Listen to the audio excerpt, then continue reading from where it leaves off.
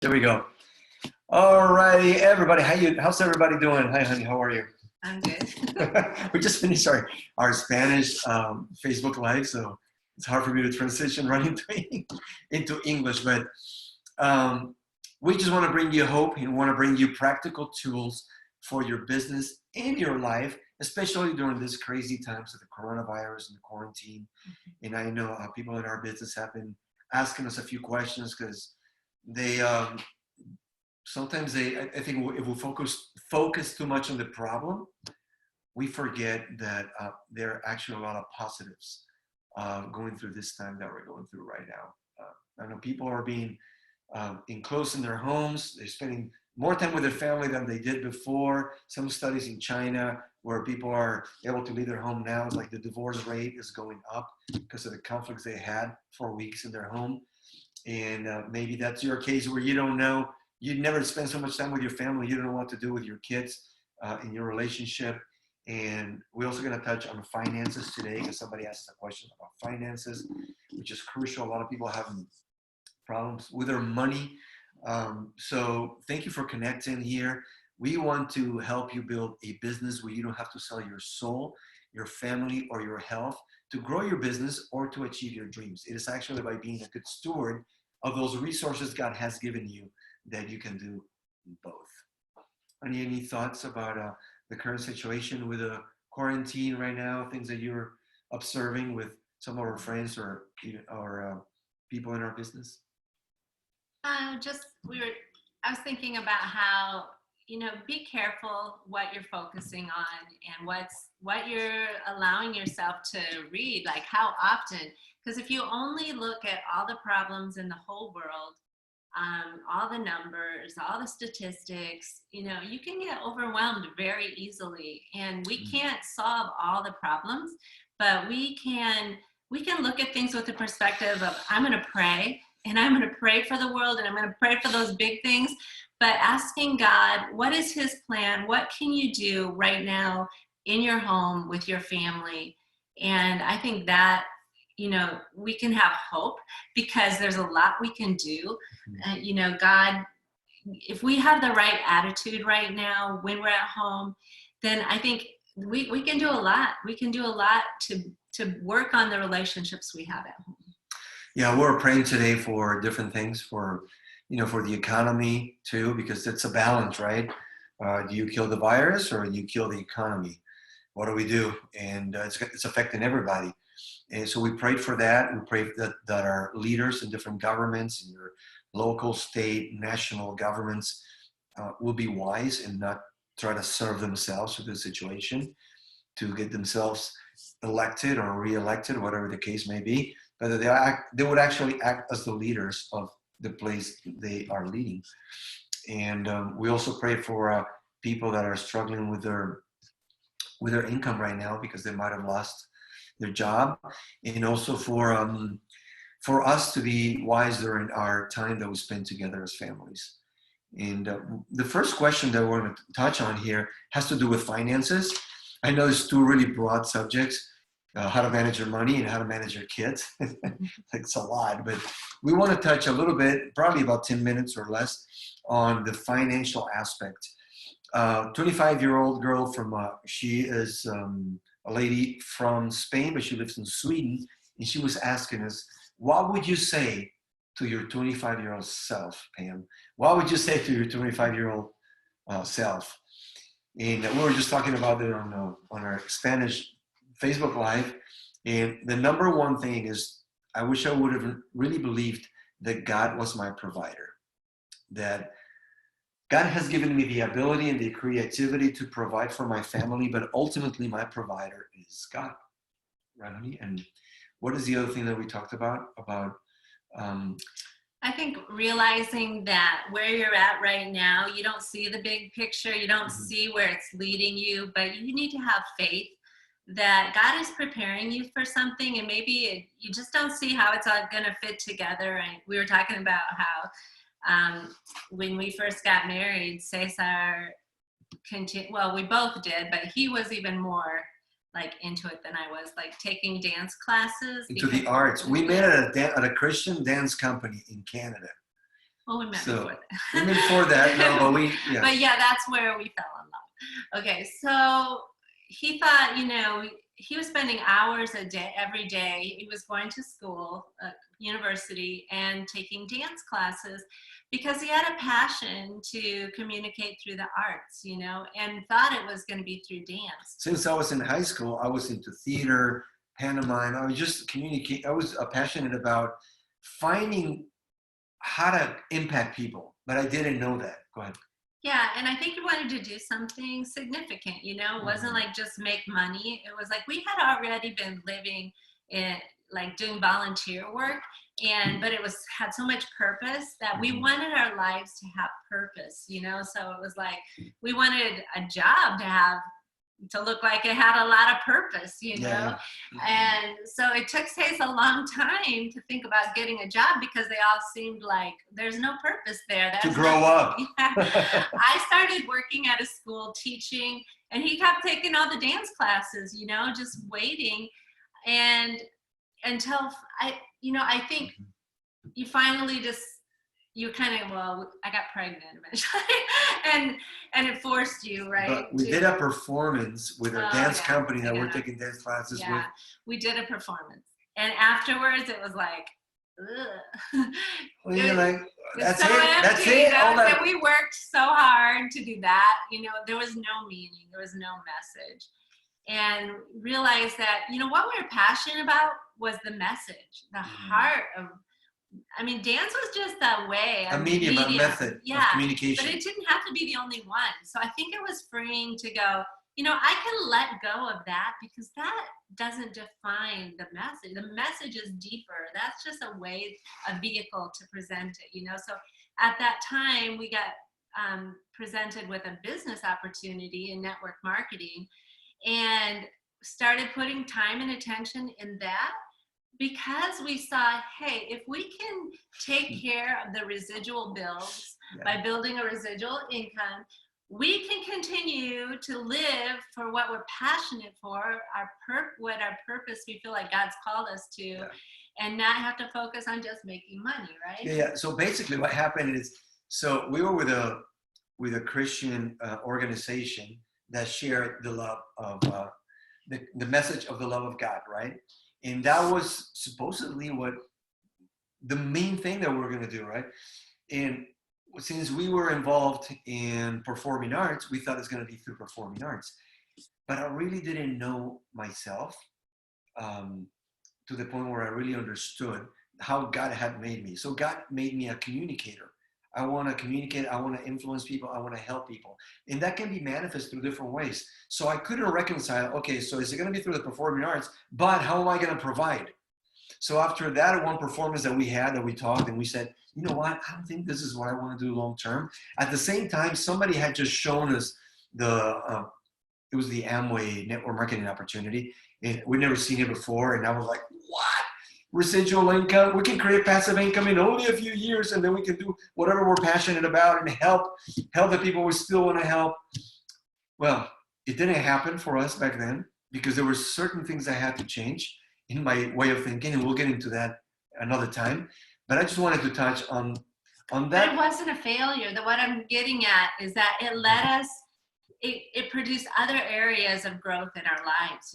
For me, it helped me learn Spanish. I had to learn Spanish because of that business. He had to learn really how to conquer fears and sell.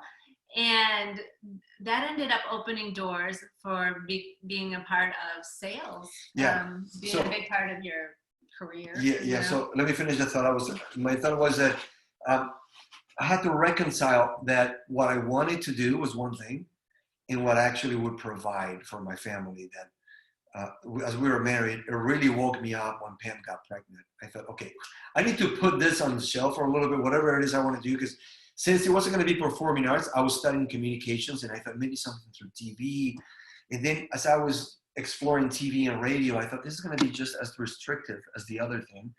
And I needed to stop thinking about just what would fulfill me and started thinking about what would provide. So what I would say to my 25-year-old self is start thinking to have a family. And I think it's better to start a family being younger, because then you have kids while you're younger, and you can still be young enough to enjoy life with them when they're older. Instead of investing everything in yourself, we live in a society that is in postmodern society, on our Western society, in Europe, in the United States, in even Latin America, where you think about yourself first, a very independent way of thinking. And then you end up lonely because later when you want to start a family, it's kind of too late to start a family. So to finish this first section is I would have told myself, basically think long-term by starting a family and start a way of creating income that allows you to be around that family. And for us, like you said, it helped me to learn to get into the business world, even though I abandoned that project back then, but it allowed me to get into sales and to be able to create enough income in a lifestyle where I was around our family. We have 6 kids now. 2 are married and out of the house, and we still have 4 at home. And to think I need to continue to find ways in which I can provide for my family, but allow me to be home. And now for the last 6 years, we've been able to build that through our business, our travel business on the internet, internet business in the travel industry. Well, and we've talked about lately, I mean, I just turned 55. And I was 26. I'm older than Say. So I was 26 when we got married, and I was 30 when we had our daughter, our oldest. Mm-hmm. And I still feel like I have a lot of life left. You know, my kids now the youngest is 11. He'll be 12 this summer. And we talk about, like, a lot of people at our age are already empty nesters. And so, I mean, most people would already be empty nesters at our age. And then I think you have so much life, like, to pour into other people and things you want to do. I've seen a lot of women my age, you know, pursuing different careers and things that they had put on hold while they had kids at home, you know, and I think they have time for it now and they're loving it. It's fulfilling to them. And just because you don't do it right now when you're 25, it's okay. You're going to you have, well, you know, you don't know how much time you have, but do what's in front of you and put your whole heart into it. And I would say too, yeah, have kids young and delight in that time. You have the energy. You don't need as much money as you think you need to have a family. You know, we didn't have money when we started our family. And when we had our second, we didn't have money. When we had our third, you know, it's like people that were making what we were making were be like, you got to stop having kids, or Pam needs to go to work. And God always provided because we didn't get in debt, you know? Yeah, I mean, somebody that we follow for a long time has been Dave Ramsey, a Total Makeover book right here, and his famous baby steps. If you don't know much about it, we're going to break it down in future lives. And I think the first principle of knowing that God is your provider allows you to start thinking that I really don't own anything that I have. I'm really just a steward, an administrator of what God has entrusted into my care. And I'm not talking about just money or material things, but my energy, my life, your relationships, if you're married, your spouse, your children, all that really belongs to God. And it's what do we do with it? And he was talking about today on YouTube videos, listening by him, that the 2 things that people that have become financially successful over time have in common is, number 1, they learn to give. They're generous people, and they learn to save money. So number 1, at the top of the list, you need to write down how much are you going to give. You know, in our case, it's at least 10%. Then if you can, you need to give more. 10%, it just forces you to have an outward perspective and to remember that just like God is generous with you, just by giving you life and means to provide, we should be generous with others. And then that gives you an abundance mindset. And then number 2, save. Have the ability to save first so that you can learn to have self-discipline to know what to do with the money later.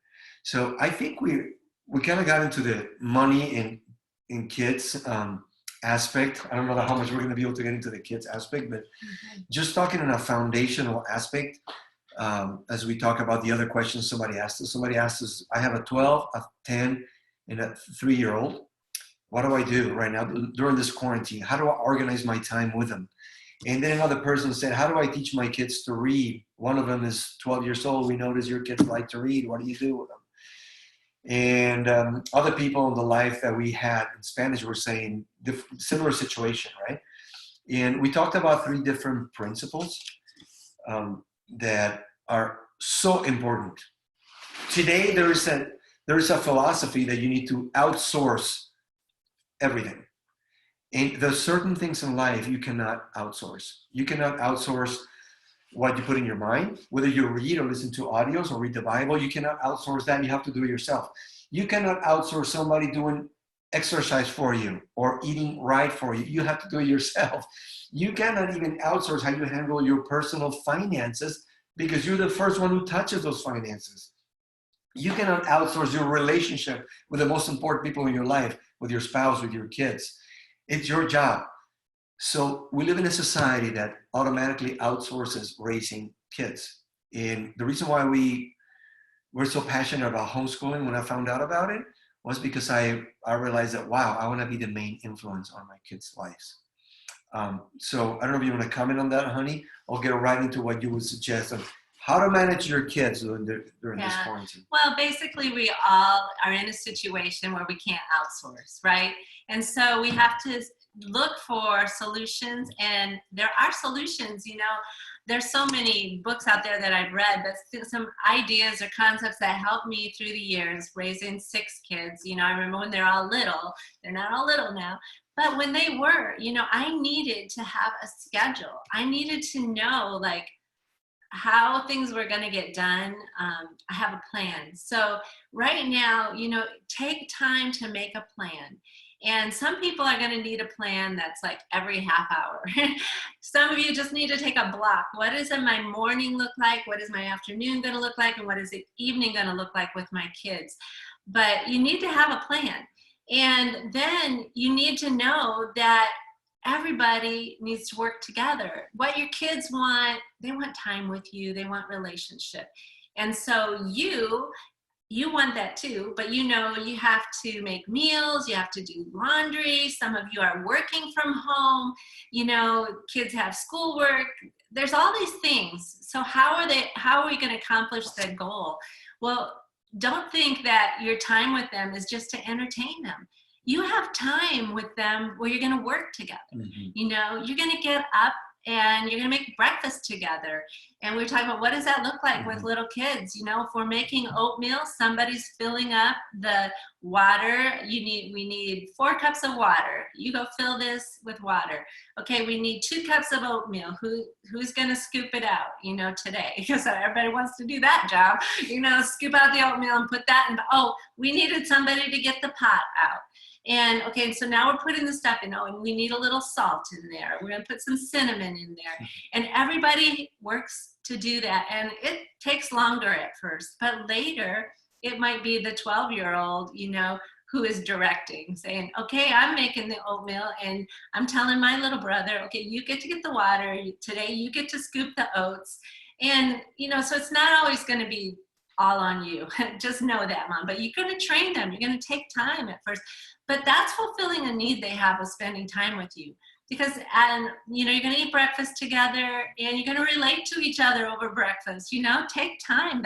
Everybody's got to eat, but relate to one another. Talk about your day. Talk about the attitude that we're going to have today in our home, And then we're going to clean up. And then we got to get some things done, okay? Maybe there's schoolwork to be done. Maybe you're working from home and you need time. And so you say, for the next half an hour, this is going to be your job. I need you to work on your math. And this is how, if you have to give them any instruction on that. And Mommy needs to do this for her job, for my boss, okay? So after that half an hour, we're going to come together and decide, is there a reward? So for kids love to have read aloud times. If you haven't incorporated that in your schedule, it's like, so I love books. I love children's books. I love literature. And so find a book that everybody can get excited about. And maybe they don't think they're excited at first, but they will be. They're going to want you to read more than 15 minutes. So read together. Okay, we had that time.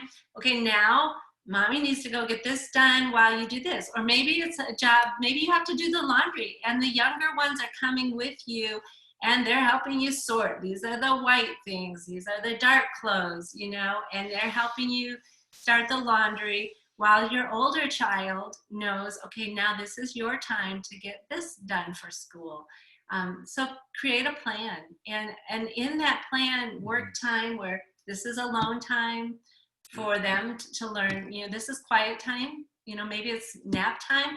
I would get a schedule going. If you need more time for you, then work on a schedule where there's some quiet time in the day where they're in their rooms with a book, or listening to audiobooks, music on, you know, if they don't want to fall asleep, that's fine. They can have a book, but their feet are off the ground and they're in their beds, you know, or, and then a nighttime routine where they know they go to bed. If you need them in bed at 8 because you need a couple hours to get more work done for your job, you know, or your business, yeah, then you need to start getting a schedule.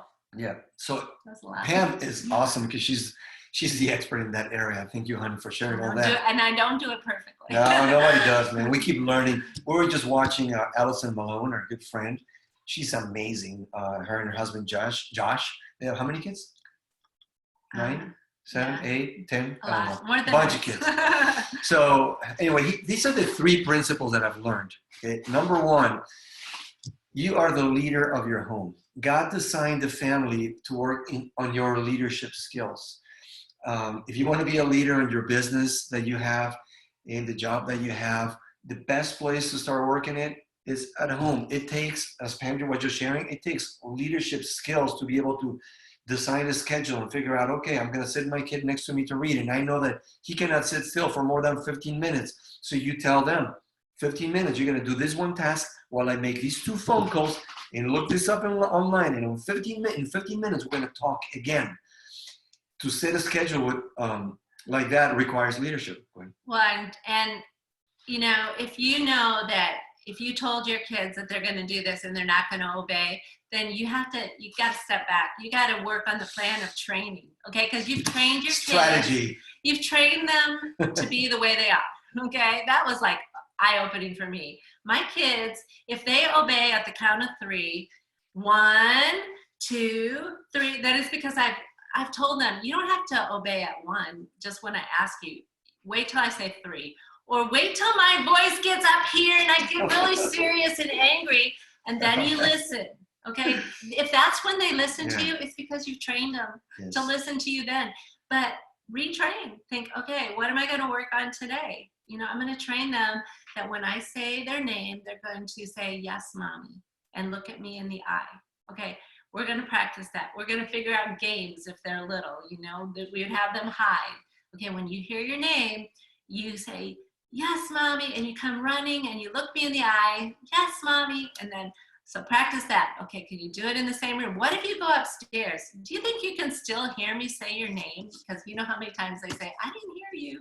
And you're like, I know you heard me. But you want to train them to hear their voice, hear your voice saying their name, and that they respond to you right away. So you gotta start the training, you know? So leadership was 1. Number 2, you already touched on it, is you duplicate yourself. Whatever you are, your kids become. Whatever you're interested in, your kids are gonna start to emulate you. Whatever your character traits are, they're gonna start to imitate them. And not always 100% because they are free. They can choose their own path. But that's why I think it's the toughest job in the world to raise a family, because they expose who you are. And number 3, self-esteem. Today, there's an epidemic of self-esteem in our society, and the reason is because kids don't feel like they're worthy. They don't feel like they are contributing to the family. And the reason is because they're not taught to work. So the best way to build self-esteem on your kids is to teach them to work and allow them to work because they want to. They may not say they want to, but if you train them since the time they're little, like you were talking about, the kitchen is a great place because you got to cook and you're clean all day, several times a day. They will learn to work with you and to love working eventually. It will become second nature. Yeah. You want to say something about that? No, just that, yeah, if you just are thinking that spending time with your kids means that you're entertaining them, then you got to switch that. That's not what spending time with them means. It means accomplishing things together. It's working together. It's doing life together, and you build relationship that way. And don't feel guilty if your kids aren't entertained all the time, because it, and don't just give them things that'll entertain them. Let them develop creativity and imagination to do other things. Yeah, it's good for them to be bored sometimes. Yeah. And let the things that are going to just take all their attention, like the games, the TV, let that be a reward, a part of the day. But that's not everything. They'll become content having other time. I don't know. Yeah. Kind of rambling. That's good. So we got to stop now because it's been 30 minutes.